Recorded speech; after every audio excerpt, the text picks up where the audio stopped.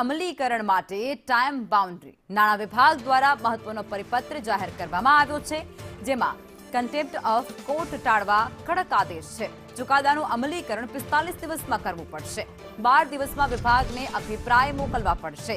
નાણાં વિભાગને દરખાસ્ત રજૂ કરવા માટે 8 દિવસ, ખાતાના વડાને 10 દિવસમાં દરખાસ્ત ચકાસવી પડશે. દરખાસ્તનો આખરી નિકાલ 15 દિવસમાં કરવો હવે ફરજિયાત છે. કોર્ટમાં સમય વધારવા માટે ફરજિયાત અરજી કરવી પડશે. કર્મચારી અને પેન્શનરોના કોર્ટ કેસમાં વિલંબ ખૂબ પ્રમાણમાં થઈ રહ્યો છે અને આ વિલંબ રોકવા માટે નાણાં વિભાગ દ્વારા ખાસ પરિપત્ર જાહેર કરાયો છે. હાઈકોર્ટના ચુકાદાના અમલીકરણ માટે ટાઈમ બાઉન્ડ્રી નક્કી કરાઈ.